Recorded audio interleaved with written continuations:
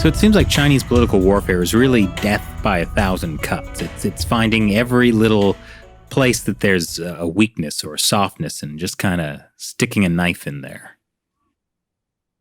Yeah, it's a good analogy. Death by a thousand cuts. It is.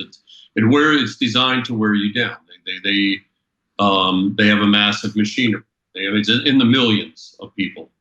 I mean, this is no exaggeration. The United Front Work Department is massive. The Strategic Support Force, which provides a lot of the social media warfare capability to, what we think is the 50-cent army. A lot of that is uniformed military personnel. They provide a lot of the cyber attacks personnel that are involved in the cyber attacks. We know the names of the units. We know where they're located in many, many cases. But it's massive. It's millions and millions of people. It's hundreds of billions of dollars of investment in media warfare platforms. That is entire organizations, global impact organizations of broadcast, online, again, social media warfare capabilities, print capabilities, buying, coercing, co-opting news media globally to carry the PRC narrative. This is a massive effort. And you start tying in the United Front with then in Japan, the All Japan Overseas China Peaceful Reunification Council, and the Japan Overseas Chinese Federation. You start tying in these organizations, which attack, and I use that word advisedly, attack the overseas Chinese, the 800,000 or so overseas Chinese in Japan. And I mean attack, because Xi Jinping has said, it's basically law in the PRC, that if you're Chinese, you're overseas, your duty, your loyalty is to the People's Republic of China. You are Chinese. It's a Sino-fascist interpretation of what it is to be Chinese, but nonetheless, this is the pressure that is brought on overseas Chinese in Japan, in America, elsewhere. And so these are the 1,000 cuts you're alluding to, Chris. It comes on many levels. It's not just People's Daily. It's the overseas Chinese news media that is by and large now owned by China in one form or another, controlled or owned by the People's Republic of China. The relentless propaganda that you get through Ryoku Shimpo and the other main Okinawan news media that have, in not all cases, but in some cases, written agreements with PRC propaganda organs. These are all part of those 1,000 cuts, Chris. So you mentioned the Okinawa media being pro-CCP. How do people in Okinawa see China now in the U.S.? Like, is Okinawa kind of what's going to happen to the rest of Japan if China continues its political warfare? Okinawa is complicated. There is a big push. There's what's called the North-South pinch, which is part of PRC strategy in Japan. They're making massive investments, or they were making massive investments in Hokkaido on the northern part of Japan. And then the South pinch part was Okinawa, the Southwest Islands, the Nansei Shoto area. But basically, Shelley, excuse me, you all have your cups of coffee. I have my gin. It's a big cup of gin. It's not. I don't drink. You know that, Chris? Yeah. So the Okinawan effort is a very sophisticated Psyops. Daily messaging, because again, history, which we don't have time to go into here, the independent Ryukyu Kingdom, et cetera, and its tributary status to China, as well as eventually to what is now Japan. There's signs down there. There's posters that say, to the Okinawan people in Japanese and in Okinawan, we're all part of the same womb. We all come from the same womb. The Chinese people and the Okinawan people. So there's a support for the largely ineffectual Okinawan independence movement, and that's largely ineffectual as of today. But that doesn't mean 5 years from now, 10 years from now, it is ineffectual. We've seen how these these kind of movements ebb and flow, and especially under the right political and military circumstances. So again, there's a lot going on there. A lot of investment, buying land next to U.S. military facilities, and where the U.S. military facilities are supposed to be located or relocated in the northern part of the island. There's the tourism, which is cut off pretty much now during COVID, but there was a massive effort. You know how China has weaponized tourism around the world. They used it against South Korea to punish South Korea for the THAAD, the support for the THAAD, the anti-missile defense capabilities the U.S. wanted to put in there. They've used it against the Pacific Islands to punish them or to force them to go recognize the People's Republic of China instead of Taiwan, for example. And they certainly were using that and planning to use it even more against Okinawa, because a large number of tourists were coming in daily into Okinawa. That's sort of on hold right now, but expect, if things return to what we used to know, that tourism weapon will be used much more against Okinawa. The governor capturing the elites, the elected officials down on Okinawa. The governor has made a lot of overtures to China, and China has made a lot of overtures to the governor. If there's pictures, there's ample evidence, even though there's a lot of denials, of a very close collaboration and interaction between them.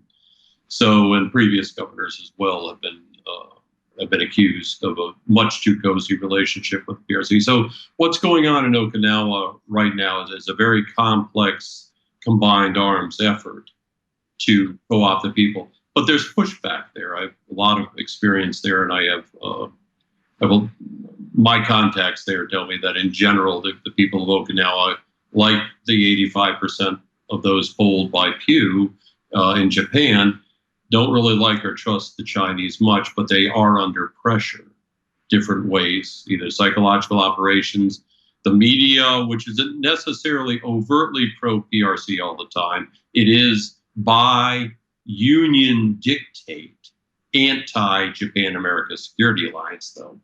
It is anti-American, provably, and anti-bases, anti-American bases, of course, in Japan. So what you get is a steady drumbeat, 24/7, 365, of every negative story about American forces in Japan. They would tell me when I would sit down over a beer with them, back when I used to have a beer with them, the news media representatives would say, hey, we might like you personally, but by our union rules, we will never write anything good about you. That's propaganda. That's not news reporting. That's as a matter of policy in your organization, your news organization, you are propagandizing against the Japan-America Security Alliance, against the Japanese self-defense forces, and against the U.S. military forces. That plays perfectly into Beijing's objectives and requirements. Here's something I'm curious to get your perspective on.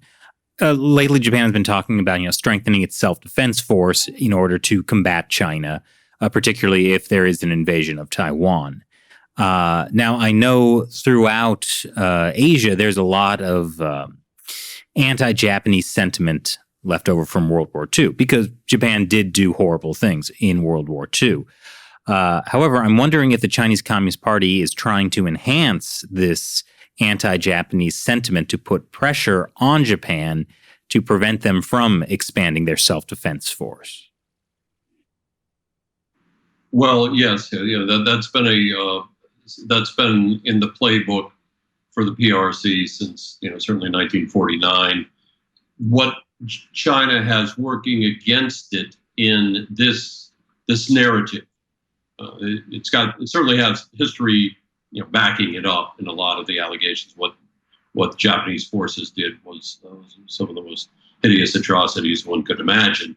But what it has working against it is that for the past 70 plus years, Japan has been the model nation in Asia. It's been the one always out front there, helping the others in humanitarian assistance, disaster relief, in terms of quiet economic investment, foreign direct investment in those countries. So there's an immense amount of goodwill that is built up in some of those countries that were invaded, Indonesia, and invaded by Japan, not necessarily China anymore, because all they hear, all they see in their hyper-nationalized news media and in their entertainment industry is hate Japan, hate Japan. Japan has always been evil.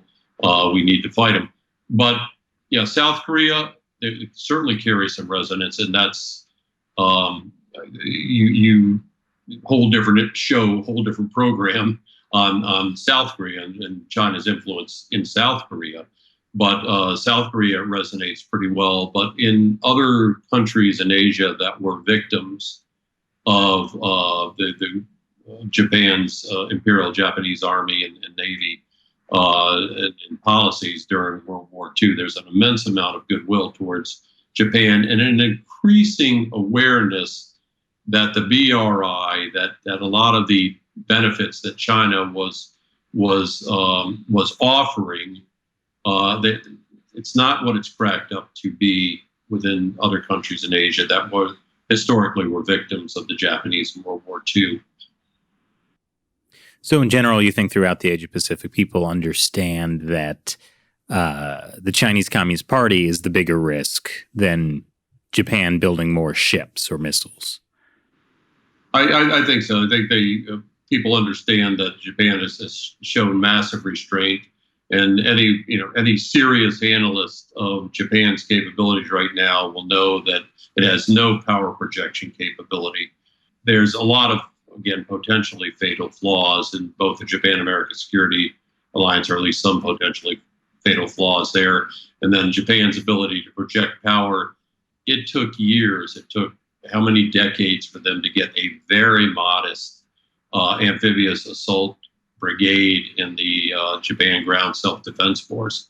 And that was by sheer force of personality on the part of one American Marine officer working with some visionary ground self-defense officers that made that happen.